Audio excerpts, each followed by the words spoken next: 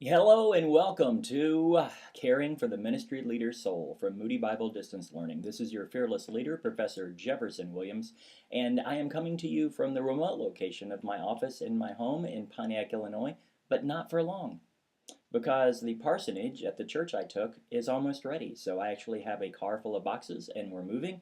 It's about 12 miles down the road. My son is going to rent the house here, and so we'll be able to keep it, but we're going to start moving. It's pretty cool. So welcome to week 3.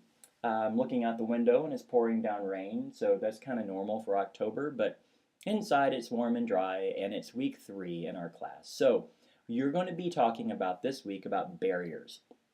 You'll be listening to Tim Keller talk about idolatry, and what you're going to do is write a 4-page double-spaced paper about a barrier or two that you see in your life that is keeping you from being all that God wants you to be. It can be stress, it can be anger, it can be unforgiveness. I've had students write about porn. I've had students write about abuse in their past. So don't be afraid. I'm the only one reading this. Don't be afraid to be honest.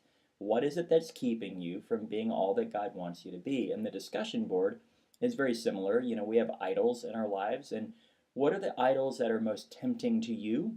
And Calvin said that our hearts are idol factories. And what is your factory turning out? What kind of idols do you look for significance and security? So that's it. That's all you have to do this week. So I would encourage you to take your time and think through these. Don't rush through them. Make sure to proofread your papers and make sure to get your assignments in on time. And other than that, the question of the week is simply, if you could live in another country, what country would you live in? And for me, I would like to live in Australia.